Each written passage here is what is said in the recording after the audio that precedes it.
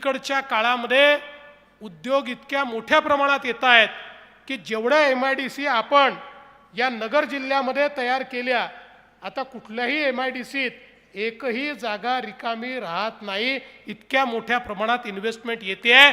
त्यामुळे या ठिकाणी आपण मागणी केल्याप्रमाणे नवीन MIDCत नुसती आम्ही MIDC आपण तयार करणार नाही, तर ती MIDC तयार करून त्या ठिकाणी मोठ्या प्रमाणात उद्योग आणून आमच्या तरुणांच्या हाताला काम हे देण्याचा आपण त्या ठिकाणी निश्चितपणे प्रयत्न करू आणि त्याकरता संपूर्ण ताकद, संपूर्ण समर्थन हे आमचं असेल, हे मी तुम्हाला या ठिकाणी सांगू इच्छितो।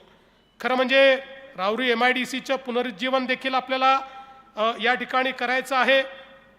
आपण संरक्षण प्रकल्पाकरता देखील या जिल्ह्यामध्ये जागा देतो आहोत आणि तो प्रकल्प जर आला तर 35,000 तरुणांना त्या माध्यमातून मोठ्या प्रमाणात रोजगार मिळणार आहे आणि त्यातनं एक प्रकारे औद्योगिक चित्र देखील या ठिकाणी आपलं पूर्णपणे बदलणार आहे।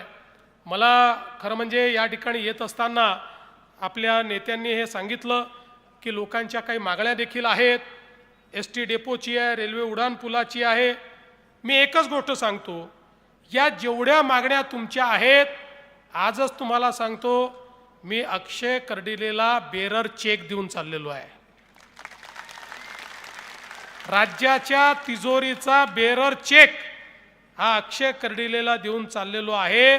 या जेवढ्या प्रलंबित मागण्या आहेत, या मागण्या आपण निश्चितपणे पूर्ण केल्याशिवाय राहणार नाही।